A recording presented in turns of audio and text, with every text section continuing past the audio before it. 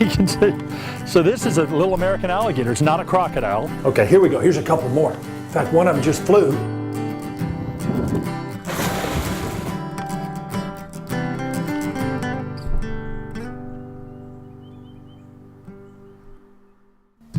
Fox squirrels come in a variety of patterns and hues, but size alone tells you that this is no run-of-the-mill gray squirrel. Kate Amsbacher is a wildlife biologist who studies fox squirrels right here in the Lowcountry, and she's agreed to let us tag along. Kate, thanks so much for joining us. Thanks for coming out.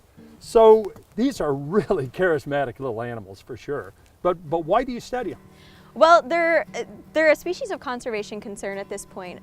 They're not federally listed or protected in any way yet, but their populations are declining throughout their range. So it's a species that we want to get ahead on and make sure we're keeping them around for years to come. You know, I've heard these guys called monkey squirrels and cat squirrels and all kinds of things, but this is a native species, right? Right. So Kate, tell us a little bit about the studies you're doing here. Okay, well, my study is a cooperative project between Marshall University, where I'm studying in the biology department, Nemours Wildlife Foundation, and Parris Island in the Marine Corps. The main part of my study is a translocation. So I am catching squirrels here on Nemours Plantation and a few other plantations here in the Lowcountry, and actually moving them to Parris Island to establish a population. So there aren't squirrels there, but it's good habitat. They have gray squirrels there, but they don't have fox squirrels there, but there is suitable habitat for the fox squirrels. And so there'd be enough to eat? Yes, yep. So Kate, tell us a little bit about the natural history of this squirrel. They normally live, we think, about 8 to 10 years in the wild. They have typically 1 litter a year, about 2.5 pups on average. So they live a pretty long time for being such a small rodent, and they don't really have that many babies compared to what we see in some of the other squirrels and mice and rabbits and things like that. So they have a pretty long life history there, and that is part of the reason why it's such an issue when we start losing them. It's hard to get them back because they don't reproduce and bounce back very quickly. They like areas like this pine so savanna. This is great habitat. Yes, This is what I think of when I think of fox squirrels. For right, sure. Exactly. They are specialists in this type of habitat. They like these nice open areas, not too many trees. They spend a lot of time on the ground foraging mushrooms, insects, pine cones, acorns, hickory nuts. They're not too terribly picky. It really depends on the season and what's available. So Kate, I see fox squirrels in some areas, but they're not everywhere, are they? Right. So historically they would have been in a lot more areas, but as we have more and more human interaction with buildings and roads and things like that, that's really limited some of their habitat availability. And so this particular subspecies is pretty much just here in the Carolinas along the coast with the longleaf pine ecosystem. Because they're found in such sparse populations, not a whole bunch of them in one area, you don't really have any predators that really specialize on fox squirrels. Pretty much anything that is going to eat smaller rodents would take a fox squirrel if they get the chance to. So this area's obviously been managed. You can just tell by looking at it. Right. Nemours Wildlife Foundation is really big on controlling their areas with fire, with controlled burns, which is really important in keeping a nice open understory like this with this grassy cover, as opposed to thick hardwoods that come in and just close everything in, and you ruin this nice open ecosystem. Yeah, I love these warm season grasses. Definitely. You know, this savanna look. Right, yes. And so fox squirrels love it too, and so do a lot of other wildlife species. Okay, so the next part is what I'm so excited about. We're going to catch some fox squirrels, right? That's the goal. All right, well, let's go. Let's go.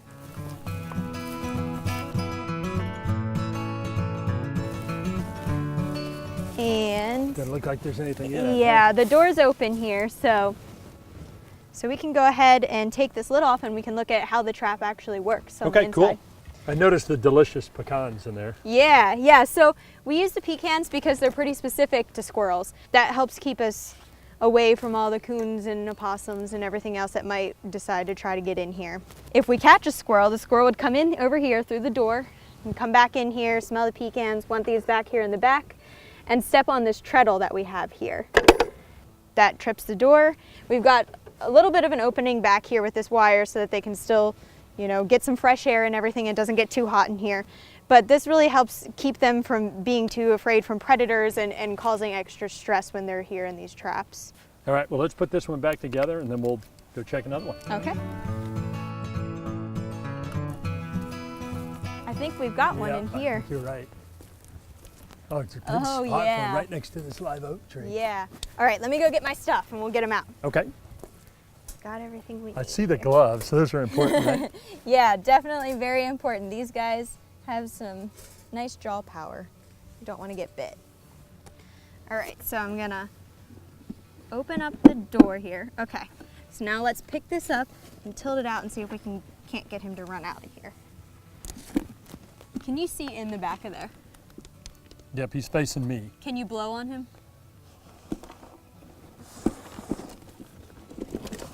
Okay, We got him, I think. we've got him. Oh, good. So he's inside the. Yep. All right. Hi, little guy. Yes, definitely a male. Pretty old too. And can you still hang on to? I can. Okay. Make sure that it's closed the whole way, and we'll let him go in there. Okay. He's in there, and we're gonna throw this towel over him Just just so to he keep won't the get scared. stress down. Yeah. All right. Okay. Well, let's take this guy up to the lab, and we'll get him some anesthesia and get a collar on him. Okay, great. Hi, Al. Thanks for doing this. How y'all today? Got a candidate here? We sure do. Hey, Al, good to see you again. Good to see you, man. Good to see you. We're gonna get a weight on him. Okay.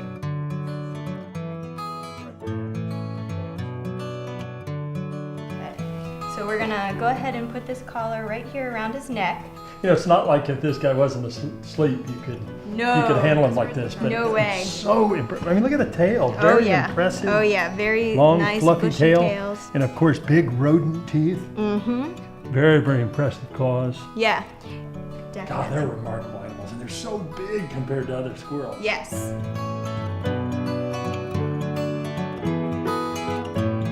So here we are at Paris Island. This is where I release all of the squirrels to their new translocated home. Now, but you have a couple squirrels that are already I do. have collars on them here, right? I do. Last year around this time I was releasing some squirrels out here, and we still got some out here that are doing their squirrel things. Now, I have done some radio telemetry with snakes and other things, but how are we going to find this squirrel? Okay, so the collars that we put on the squirrels, like we just put on that one we caught, they emit a particular radio frequency, sort of like a station on your radio that you would dial into to listen to music. And this receiver here that I have, I can tune into the specific radio signal that squirrel is giving off. And I have a whole list of all of the signals. Squirrel channels, Yes, basically. squirrel channels. And so then we can use this antenna here to listen for the signal from that squirrel and follow it and find the squirrel. All right, well, let's go see if we can find one. Okay. So you think that squirrel's going to be up in a tree or on the ground? Probably in a tree, right? There's probably a pretty fair chance that he's in a tree. And you'd be amazed at how easily they blend in with all of that Spanish moss and resurrection ferns and everything. They can hide pretty well. This is beautiful habitat. This is good stuff. Yep, and with a nice open bottom layer Yeah. here like we were talking about. Even though it's not that pine savanna that we had discussed, this is still pretty nice habitat So because this is they've got good these fox large, squirrel habitat, yeah, for sure. yeah. And these large oaks are going to produce a lot of acorns. There's all sorts of fungi that grow in here, and you can see that there are some pines in the periphery, so they've got a lot of options for food as well. All right, I think we're going to stop right in here, and I'm going to turn this receiver on and see if we can get an idea of where this squirrel is at. I can hear the faintest little beat through that static. Yeah, so through the static you hear a little bit of a beep, and that beep is the signal that the squirrel's collar is giving off. There we go. But Strong. But I believe he's in one of these 3 trees. Oh, look at this. I think we found what he's after in these trees up here. There's not much left of that. No, not much at all. And they love pine nuts, don't they? Yep. They'll sit up in the tree and they'll just use their teeth to gnaw off a cone, and they'll sit in the tree and just rip it apart and just let all of the pine cone pieces fall to the ground. Looks like you had a feast here. Yeah. You know, I think that's about as good as we're gonna get here. He's definitely in one of these couple of trees, but he's doing a pretty good job at hiding from us right now. So a lot of times they probably go to the opposite side of the tree every time. Yes, definitely. They see us. He's sitting up there watching us right now and moving his body just so that we can't see him. And he'll just keep playing that game as we keep walking around in circles. That's all right. We know he's up there and we know he's doing fine. We do. Yep. Well, I guess we ought to see if our other guy's ready to be released. Yeah, give him a friend. Well, I think this guy's ready to go, right? Yeah, let's take a look at him here. Oh, yeah. Oh yeah, he's waiting. He's waiting to get out. Okay, so what we're going to do is just open the cage and he's going to run off. Yep. We have it pointed towards that tree so that he can go straight to the tree and hopefully find himself some friends and some food and some shelter for the night. Okay, let's do it. All right. Here goes. Here we go. Get off me. There he goes. Looks like he's in good shape. Yeah, definitely. Definitely. Look, he's over in that tree now. Kate, that was awesome. This is my favorite part. It's great. Well, thank you so much for letting us join in your research. Thanks so much for coming along.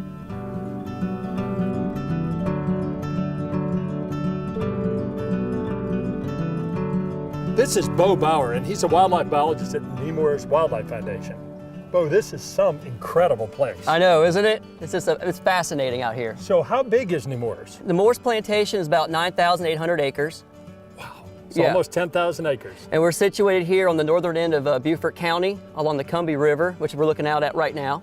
So this is former rice impoundments, right? Correct. We have hundreds of acres of old rice impoundments that we actively manage, not just for waterfowl purposes, but shorebirds use these impoundments, wading bird species. Of course, we have eagles like to hunt out here. We have alligators out here. I mean, it provides amazing habitat. And, not just impoundments, but we have, thousands of acres of uplands as well, hardwood bottoms, pine savanna.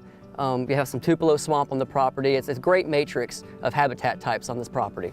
So how did Nemours get started? Well, this property, Nemours Plantation, was owned by Eugene DuPont III.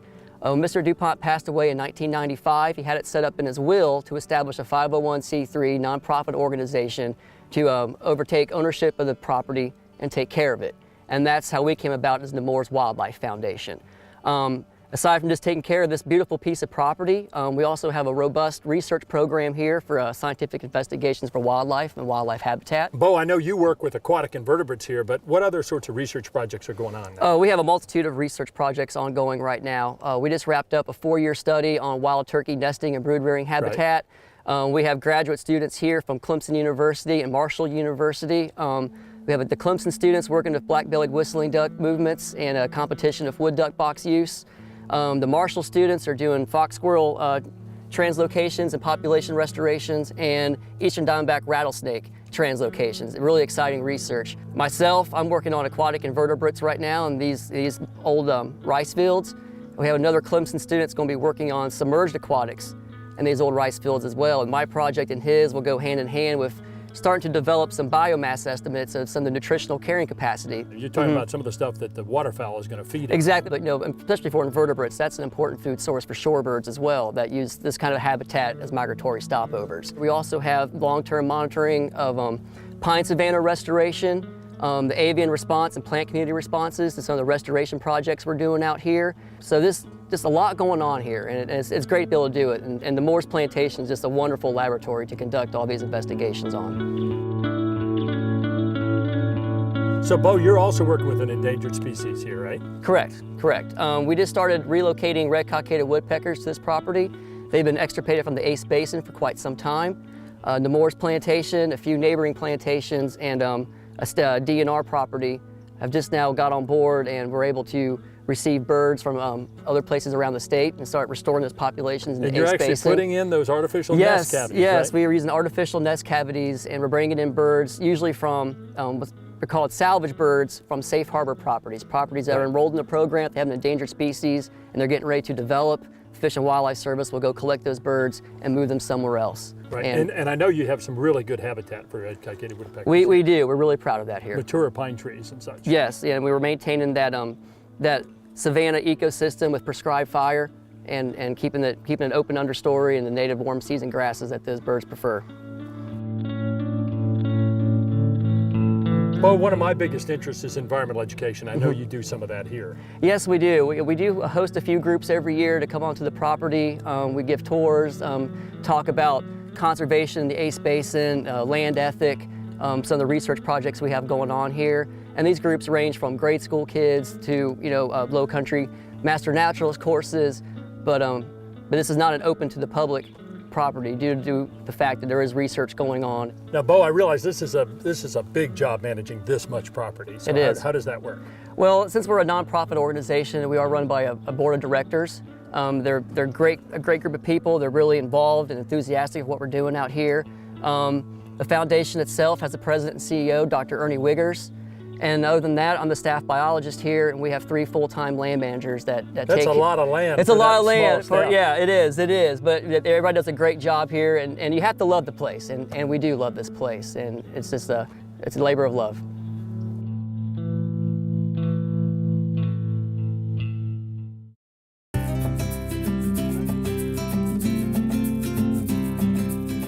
Today we're after one of the most beautiful turtle species in the Lowcountry, and we're going to join herpetologist Dirk Stevenson and Houston Chandler to assist them with their research. Guys, good to see you. Hey, Tony. So what's the plan for today? Obviously we're in the habitat. How are we going to do this? So today we're going to look for spotted turtles. This is a site where we've been monitoring spotted turtles for 3 years now. This is the 4th year of our study. Today we're going to go ahead and check some turtle traps, and hopefully we'll catch some turtles. All right, well, I'll follow you guys.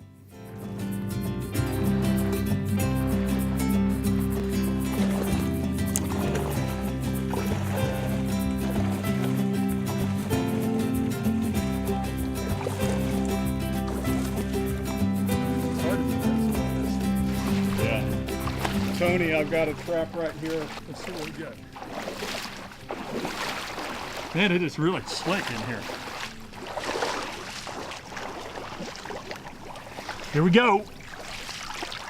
Just sardines. Oh, all right. So this is an interesting trap, Dirk. So it's got just 2 little openings. This probably excludes a lot of big turtles, doesn't it? Yeah, exactly. These are specially modified to accommodate something the size of an adult spotted turtle, but not bigger. So we're not catching large snapping turtles or sliders. And in these the traps. universal bait, sardines. Right, sardines. All right, well, there's a couple more traps around the corner. All right, after you.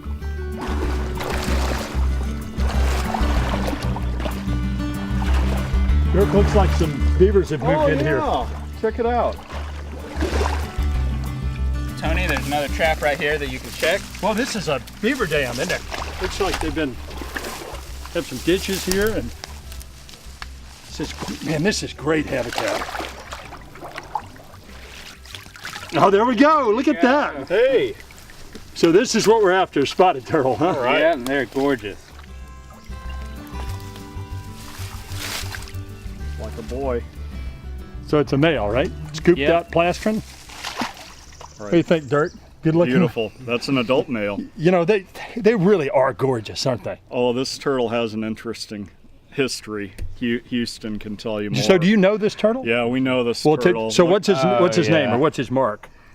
This is Igor, isn't Yeah, his name is Igor. So because you actually name your turtle, so it's Well, not like BKX, it's right. Igor or. No. See how he's hunched? So he's got... Oh yeah, he's got Yeah. kind of an interesting. Conspicuously hunchbacked and kind of deformed, but he's a very healthy turtle. Yeah. We've known him for 4 years. And this is one of the ones that we radio tracked last year. So Oh, we cool. spent a lot So of how time did you with him. attach the transmitter on this? So we attached transmitters and temperature loggers, Mm-hmm. and we just used waterproof epoxy right on the back, and They so just that- glued it right on the back of the shell. glued it huh? right on the back of the carapace, and the antenna trail behind, so that it's not likely to get stuck. And then we put the temperature logger on the other side. Yeah. Look at the little leeches. Got leeches. He's got tiny leeches on him. We probably have leeches on us too. I imagine little leeches. Hey, so let's talk about the just spotted turtles in general. So what are some of the perils that these guys face?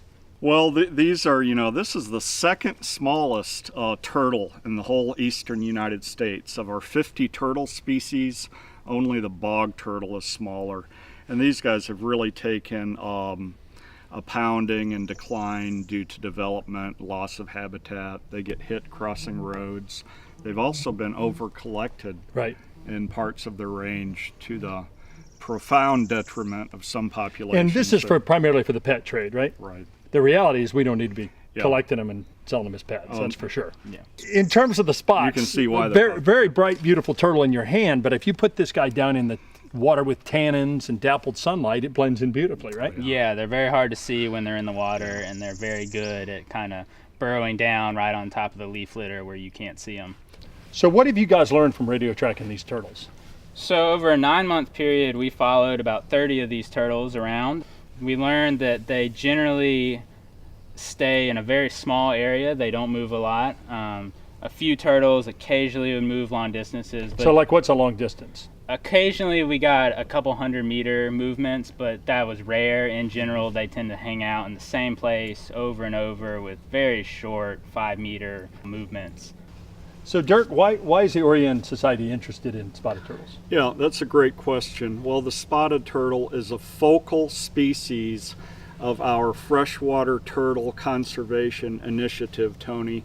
And at the Orion Society, again, we're dedicated to the conservation of amphibians and reptiles, and we want to try to help save species like the spotted turtle. So do you guys need to get some information from this one? Yeah, we're gonna hold on to him so that we can weigh in before the day's done. All right, well, let's go try another spot. All right.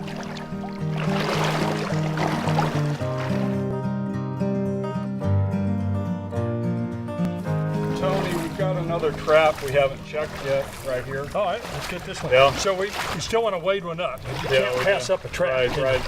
We set this yesterday and used Houston's special recipe, Sardines, sardines right? and oil. Yeah, sure enough.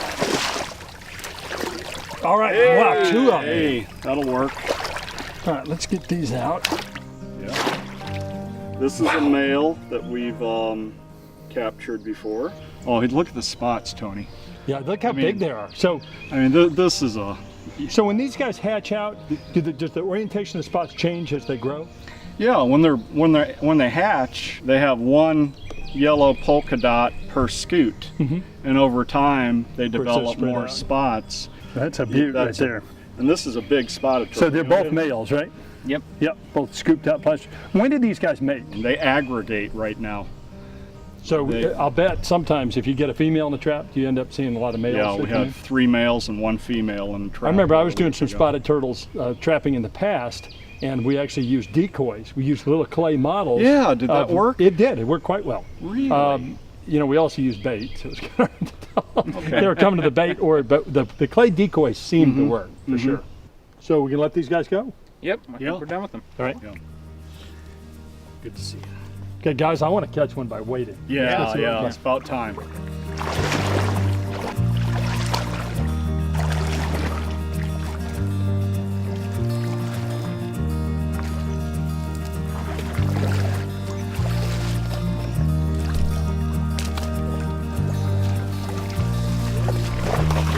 Boy, this is a beautiful one. Are you? Wow, look at that thing. Oh, man. That is a gorgeous, another male. Very Just cool. scoop. God, they really are pretty cryptic, aren't Yeah. they? So this is one of those species that could go undetected really easily, couldn't it? Definitely. They have very seasonal activity. They're more active right now in the spring, and then they don't move very much. They don't come out during the summer. They don't come out during the winter. So they're very hard to find, and you have to be there at the right time to find them. So these guys are eating invertebrates? They're omnivorous. They eat fruit sometimes, but they're primarily carnivorous. Houston. Yeah, when we were radio tracking, we actually got them eating gambusia on several occasions. So it's mosquito fish. Yeah, mosquito fish. They'd be sitting in the leaf litter, and they kind of be poking their head around, and then they come out holding the mosquito fish. And I've Really seen a neat. lot of crayfish, scuttling Oh away yeah, as we there's wait for tons the of stitch. crayfish in here. There's lots of invertebrates, tadpoles. There's tons of food for them to eat. Okay, so you want to let this guy go? Yeah, we'll let him go and see if we can go find a female. Excellent.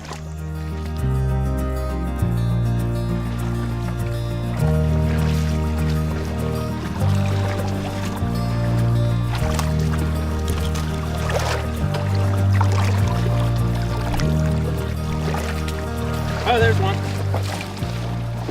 Hey! Is it a male or a female? This is a female. Oh yeah, look how flat the plastron So her is. plastron is very flat.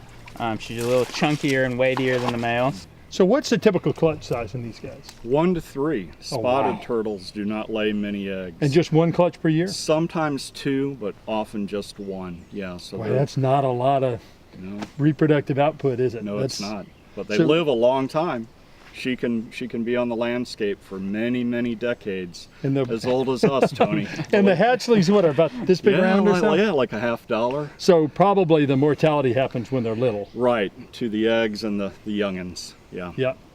Well, guys, this has been absolutely amazing. This has been wonderful. Thank you, Tom. I mean, I Thanks for love coming. spotted turtles, and they're really charismatic little guys. And I so appreciate the research you guys are doing with the Orion Society to protect spotted turtles and other species Oh, that live thank you. in the Southeast. We love them. And so I guess we need to let this one go. Yeah, we can let her go. And thanks again for letting us work with you in your research.